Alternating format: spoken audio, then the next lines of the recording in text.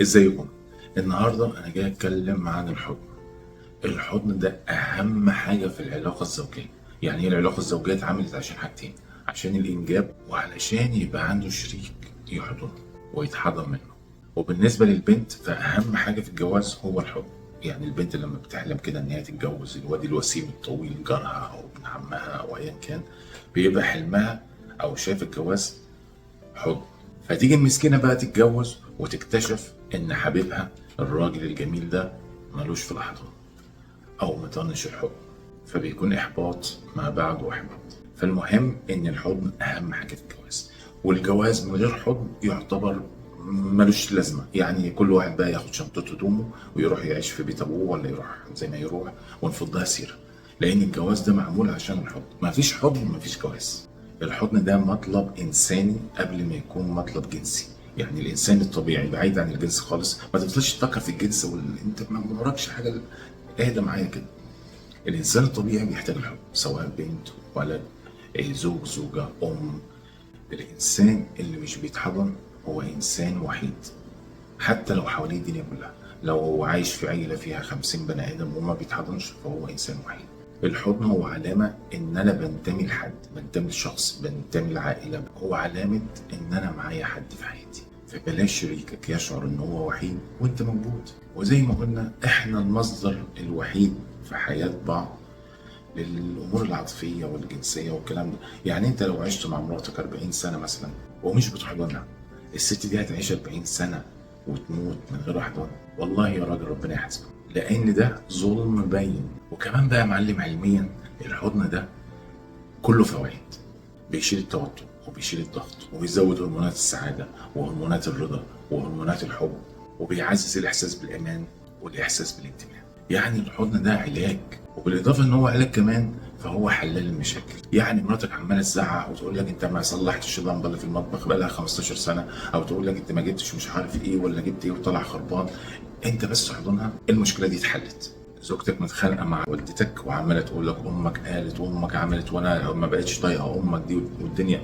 ما بقتش طايقه امك، هي تقصد امك مش طايقاك انت ومش طايقه امك. فهي ممكن تكون عماله زعلانه وبتعيط وبتقول لك امك عملت وامك خلت. انت هتحضنها هتلاقيها اتغيرت. ربنا يخليك ليا ويخلي لي امك واللي جاب امك. كل ما تحضنها كل ما تحب امك اكتر. وانا ليه حاسس ان انا بشتمك؟ بس انا والله مش بشتمك، انا بتكلم بضمير سليم. الاولاد مش عايزين يسمعوا الكلام، مش عايزين يتعلموا، وعماله تذاكر معاهم لغايه اما روحها طلعت وعماله تلعب في اليوم اللي شافتك وشافت عيالك. انت تحضنها كل حاجه هديت، تشحنها انت وبتجدد طاقتها. بعد الحضن ده ترجع هي بقى ايه؟ جديده بقى، تروح تحارب في العيال تاني وتسب لهم من جديد. وانت ايه؟ هي تخلص شحن وترجع لك وانت تحضن وهي تروح. فاهمني؟ ظبط نفسك كده بقى، واللي تغلبه لعبه. وبعدين الحضن ده كمان ينفعك لو انت عامل مصيبه، مثلا هي قفشتك مثلا بتكلم حد، ولا شافت الرسائل اللي انت بتبعتها للبنات على فيسبوك على الخاص، فانت تقوم حاضنها الحضن الجميل. لا، المشكله دي مش هتتحل عشان انت قليل الادب وبتكتب رسائل للناس على الخاص. فالمشكله دي الحضن ما يحلهاش. تاخدها وتروح تجيب لها حته دهب حلوه وفسحه كويسه وتديها الباسورد بتاع التليفون. لا، الحضن مش كافي في العك اللي انت بتعكه ده. فالشاهد الحضن حاجه مهمه جدا في الحياه العاديه. حضنها الصبح وانت صاحي من النوم كده، وانت نص صاحي نص نايم كده، تحضن مراتك او هي تحضنك.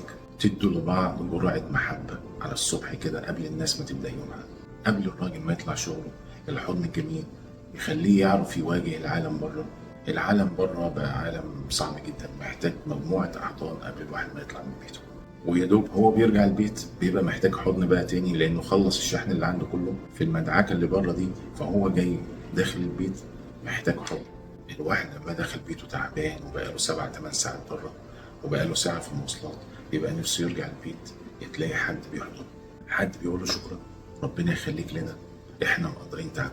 اي كوبايه عصير ساعه برضه جنب الحضن. برضه ما هو الحضن مش هيعمل كل حاجه يعني، هو الحضن جميل والله، وهو انا قاعد بتكلم على الحضن، بس لما يبقى بعد الحضن كوبايه عصير حلوه هتبقى حلوه.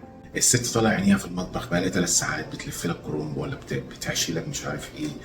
الحضن بتاع المطبخ ده اللي احنا بنسمع عنه موجود على طول على النت، تكتب اي مشهد رومانسي كده تلاقي البطل داخل هو البطل ده مش احسن منك، والست اللي بتتحضن دي مش احسن من زوجتك يعني. فانت لما تخش تلاقيها تعبانه في المطبخ كده، انا عارف بيبقى الجو حر يعني اعتبر ان احنا بنتكلم في الشتاء يا سيدي، بلاش موضوع الحر والتلزيق والكلام من الحضن الجميل والرومانسيه الجميله. ولا انت ايه؟ هو انت ايه نظامك انت؟ والحضن بقى ما تحسبهاش كتير، يعني ما تقولش الاولاد موجودين مش هينفع نحضن. حلاوه الحضن والاولاد موجوده. الاولاد لما يشوفوا ابوهم وامهم بيحضنوا بعض قدامهم، ده بيحسسهم بالامان، ان احنا عايشين في اسره متماسكه وبابا وماما بيحبوا بعض. فما تنتظرش الوقت المناسب للحضن، الحضن ملوش وقت مناسب. الحضن هو علامه محبه بيوصلها الجسم للجسم. عارف علامه المحبه اللي بيوصلها الكلام الحلو او البوسه الحلوه؟ في كل حاجه، كل حاجه في الجسم بتوصل رساله حب بطريقتها. الحضن بقى هو اللي الجسم كله بيوصل رساله حب للجسم التاني، وعلشان كده هي اقوى رساله حب واقوى من العلاقه الجنسيه طبعا، لان العلاقه دي مش علامه حب. انت بتحب مراتك وكل حاجه، بس الغريزه احنا عارفين ان الراجل ممكن ينام مع اي واحده ما بيحبهاش او بيحبها، مش فارق معاه، هو المهم بيعمل. انما الحضن ده بقى للحبايب. كل الكلام اللي بنقوله هنا يا جماعه للراجل والست، يعني هو الست برضه مطلوب ان هي تحضن من جوزها، وزي ما قلنا مهما كان جوزك صوته عالي او باين عليه ملامح الرجوله قوي، يعني طول بعرض وزعيق وبتاع، بيحتاج الحب. ربنا يسعدكم ويجعل ايامكم كلها سعاده وحب واحضان.